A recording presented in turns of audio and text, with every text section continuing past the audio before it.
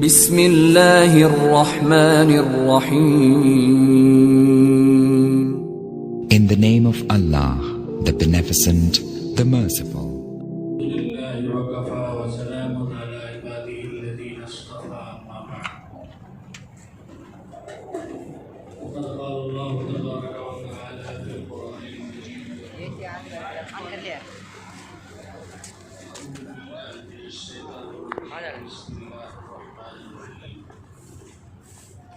من ذا الذي يقرض الله قرضا حسنا فيضاعفه له أضعافا كثيرة والله يقبض ويبسط وإليه ترجعون. صدق الله العظيم وصدق رسوله النبي الكريم ونحن على ذلك من الشاهدين والشاكرين.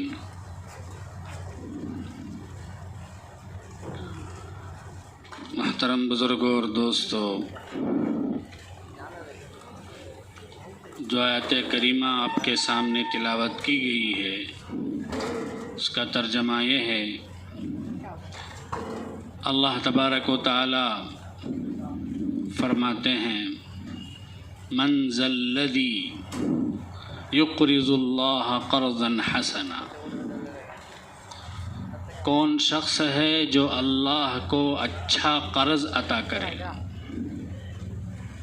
فَيُضَاعِفَهُ لَهُ أَضْعَافًا كَثِيرًا، تو اس کے بدلے میں اللہ اس کو کئی گنا زیادہ ثواب عطا کرے گا. اللہ یقبض ویبسط، اللہ ہی تنگ کرتا ہے، تنگی دیتا ہے اور کشادگی عطا کرتا ہے. وَإِلَيْهِ تُرْجَعُونَ، تم سب کو اللہ ہی کی طرف لوٹ کر جانا ہے. اس آیت کے اندر 3 باتیں قابل غور ہیں. سب سے پہلی بات یہ کہ اللہ کو قرض دینے کا کیا مطلب ہے. بظاہر ہمیں سمجھ میں نہیں آتا، اس لیے کہ قرض وہ مانگتا ہے جو ضرورت مند ہو، حاجت مند ہو. اللہ تو اللہ الصمد ہے. صمد کسے کہتے ہیں؟ جس کے سب محتاج ہو، وہ کسی کا محتاج نہ ہو، اس کو کہتے ہیں صمد. یہ اللہ کا خاص نام ہے. ایسا اللہ کے علاوہ کوئی نہیں ہے کیا؟ کوئی نہیں. جو سب سے بے نیاز اور سب اس کے محتاج، اس کو کہتے ہیں صمد. اس لیے اگر کسی بھائی کا نام عبد الصمد ہے تو پورا نام لے کے بولنا ہے، عبد الصمد بھائی بول. وہاں ہمیں کیا کرتے ہیں؟ صمد بھائی بولا. یہ بھی صحیح نہیں. صمد جو ہے اللہ کا خاص وصف ہے. ایسا وصف کسی بھی بندے کے اندر، کسی بھی مخلوق کے اندر نہیں ہے اللہ کے علاوہ. تو ایسے وصف کو کسی بندے کے لیے کہنا کیسے درست؟ اللہ معاف کرے، انسانوں کا نام کیا ہے، بلکہ بیڑی کا نام رکھ ڈالے، سمجھ بیڑی بولو. کیا بولنا؟ خیر. تو اب اس آیت میں اشکال ہوتا ہے. کیا ہوتا ہے کہ اللہ کو کون قرض دے گا؟ اللہ پوچھ رہا ہے. تو اللہ کو قرض دینے کا کیا مطلب؟ اللہ تو بے نیاز ہے، کسی کا محتاج نہیں ہے. قرض وہ مانگتا ہے جو غریب ہو، محتاج ہو. اللہ تو محتاج نہیں. تو حضرات مفسرین کہتے ہیں کہ اللہ کو قرض دینے کا مطلب یہ ہے کہ اللہ کو اللہ کے راہ میں، اللہ کے راستے میں خرچ کیا جائے. اللہ کے راستے میں خرچ کرنا ہی اللہ کو قرض دینا ہے. اللہ کا راستہ کیا ہے؟ دین کے جتنے بھی کام ہیں، مسجد پہ خرچ کرنا، مدرسے پہ خرچ کرنا، مکتب پہ خرچ کرنا، یتیموں پہ خرچ کرنا، بیواؤں پہ خرچ کرنا، غریبوں پہ خرچ کرنا، زکوٰۃ دینا، بہرحال جین کے جتنے بھی کام ہیں ان تمام کاموں میں خرچ کرنا ہی اللہ کو قرض دینا ہے. اب اس کو دین کے راستے میں خرچ کرنا کر کے بول سکتا تھا اللہ، کیوں نہیں بولا؟ یہ تعبیر کیوں اختیار کی گئی کہ اللہ کو کون قرض دے گا؟ اللہ ایسا بھی بول سکتا تھا اللہ کے راستے میں کون خرچ کرے گا. ایسا بولنے کے بجائے اللہ یوں کہہ رہا ہے کہ اللہ کو کون قرض دے گا. تو اللہ کے راستے میں خرچ کرنے کو قرض دینے سے تعبیر کیا گیا. اس کی بھی حکمت ہے. وہ کیا حکمت ہے؟ جس طرح کوئی دوسرے کو قرض دیے تو جو قرض لے گا اس کے ذمے اس کا بدلہ دینا واجب ہو جاتا ہے.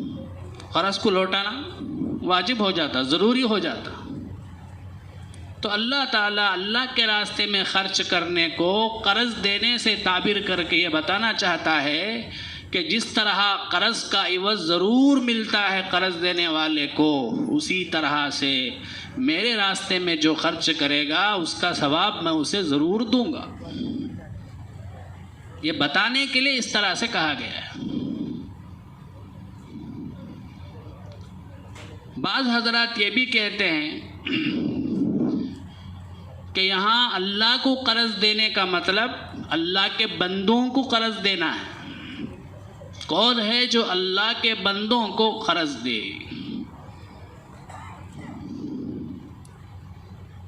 کیونکہ اللہ کے بندوں کو قرض دینا گویا اللہ کو قرض دینے کے مانند ہے. ایک حدیث ہے، اللہ تعالیٰ قیامت کے دن ایمان والے بندے سے مخاطب ہو کے پوچھے گا، اے بندے میں نے تجھ سے کھانا مانگا تھا، تو نے مجھے کھانا نہیں کھلایا. میں نے تجھ سے پانی مانگا تھا، تو نے مجھے پانی نہیں پلایا.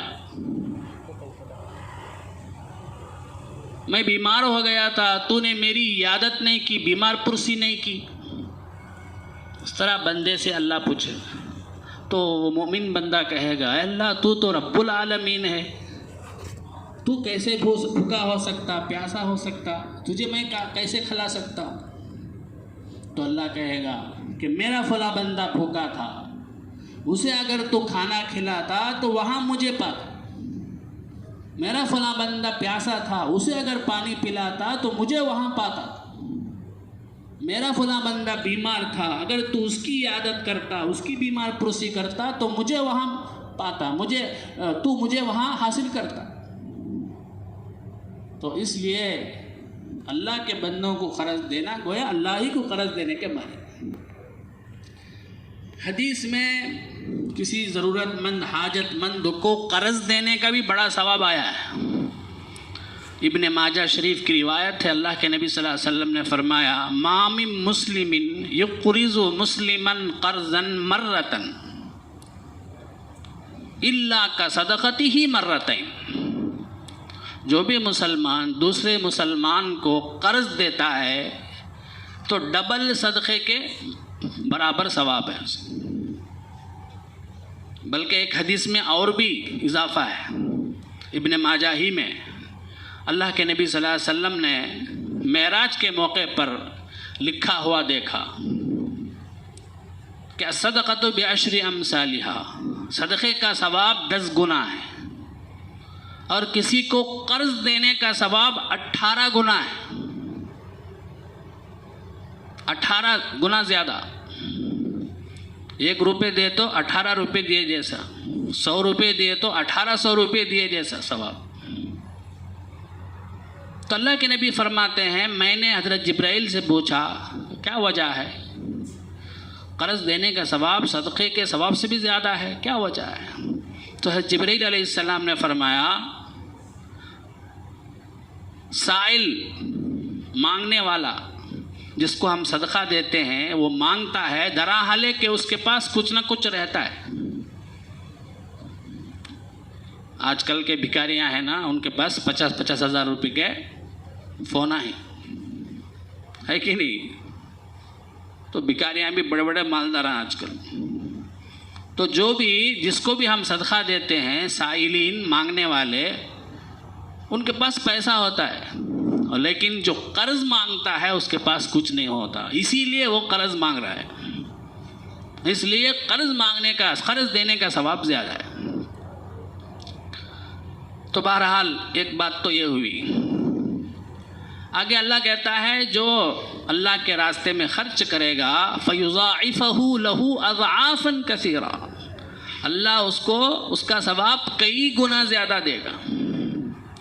ایک حدیث میں آتا ہے اللہ کے نبی صلی اللہ علیہ وسلم نے فرمایا اگر کوئی بندہ اخلاص کے ساتھ ایک کھجور اللہ کے راستے میں خرچ کرتا ہے تو اللہ تعالیٰ اسے اتنا بڑھاتے ہیں کہ احد پہاڑ کے برابر بڑھا دیتے ہیں۔ اللہ کے یہاں اخلاص کی شرط ہے، دکھاوا نہیں۔ اب رمضان شروع ہو گیا، بہت سی تنظیم والے، بہت سے لوگ ہیں نا، کیا کریں گے، غریبوں کی مدد کے نام سے وہ سودا لے کے جا کے دیتے ہیں، لیکن دینے سے پہلے باقاعدہ فوٹو دکھانا ہمیں دے رہے ہیں، ہمارے طرف سے دیا جا رہا ہے۔ کہاں بھائی اخلاص رہے گا؟ لینے والا بھی شرمندہ ہوگا کہ میں مانگ رہا ہوں بلکہ پوری دنیا دیکھے گی، ہمارا اخلاص بھی چلا جائے گا، ہمیں ثواب بھی نہیں ملے گا۔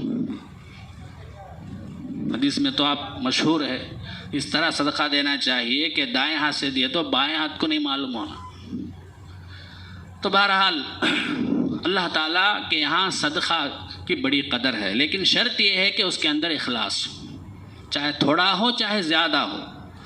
اللہ تعالیٰ مقدار کو نہیں دیکھتے، کمیت کو نہیں دیکھتے، بلکہ کیفیت کو دیکھتے ہیں، اخلاص کتنا ہے۔ دوسری بات، علامہ ابن العربی رحمۃ اللہ علیہ فرماتے ہیں جب یہ آیت نازل ہوئی تو لوگوں کی 3 جماعتیں ہو گئیں۔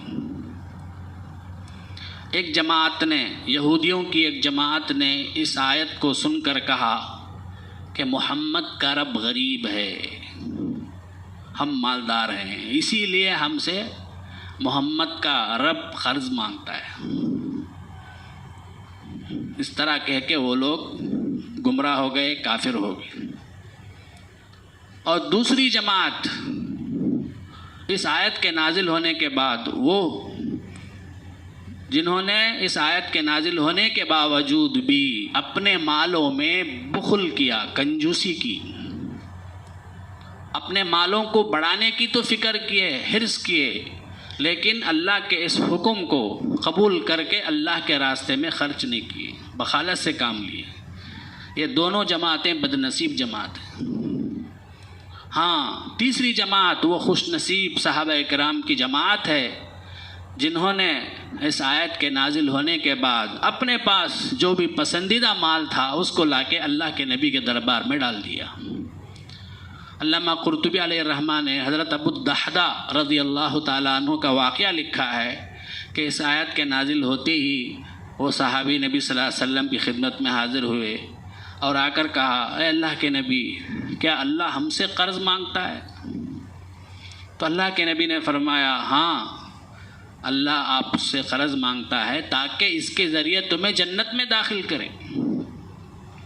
تو صحابی نے کہا، اے اللہ کے نبی صلی اللہ علیہ وسلم، آپ کو معلوم ہے میرے پاس صرف 2 باغ ہیں، اس کے علاوہ کوئی بھی میرے پاس مال نہیں ہے، میں یہ دونوں باغ اللہ کو قرض دینا چاہتا ہوں۔ تو نبی پاک صلی اللہ علیہ وسلم نے فرمایا، اے ابو الدحداء، نہیں، ایک باغ کو اپنے گھر والوں کے ضروریات کے لیے، اخراجات کے لیے رکھ لو، اور ایک باغ جو ہے اللہ کے راستے میں خرچ کرو، صدقہ دے دو۔ تو صحابی حضرت ابو الدحداء رضی اللہ تعالیٰ عنہ نے نبی کریم صلی اللہ علیہ وسلم کے دست مبارک کو پکڑ کر کہا کہ اللہ کے نبی، آپ گواہ رہیے، 2 باغوں میں سے جو باغ مجھے سب سے زیادہ پسندیدہ ہے اور جس میں کھجور کے 600 جھاڑ ہیں، درخت ہیں، میں وہ باغ اللہ کے لیے قرض دیتا ہوں، اللہ کے لیے، اللہ کی راہ میں وقف کرتا ہوں۔ تو اللہ کے نبی نے فرمایا، اے ابو الدحداء، جاؤ، تمہارے لیے جو ہے تم نے اس عمل کے ذریعے اپنے آپ کو جنت کا مستحق بنا لیا۔ روایات میں آتا ہے کہ جب یہ واپس لوٹے تو اللہ کے نبی صلی اللہ علیہ وسلم نے فرمایا، کم من عسق رداح و دار فیاح لأبی الدحداء، ابو الدحدہ کے لیے جنت کے اندر کھجوروں سے لبریز کتنے درخت اور کتنے کشادہ محلات تیار ہیں. اللہ کے نبی نے ان کو جنت کی خوشخبری سنا دی. چنانچہ صحابی گئے تو ان کے بیوی بچے اسی باغ میں تھے جس باغ کو انہوں نے اللہ کے لیے وقف کر دیا تھا. کوئی بچہ اپنے منہ میں کھجور کھا رہا تھا, کوئی بچہ اپنے دامن میں کھجور بھر لیا تھا. اور انہوں نے جا کر بیوی کو جا کر کہا کہ اے بیوی, میں نے اس باغ کو اللہ کے لیے وقف کر دیا ہے, لہذا تم بچوں کو لے کے باہر آ جاؤ. وہ بھی اللہ والی تھی, صحابیہ تھی, آج کل کی عورتوں کی طرح نہیں.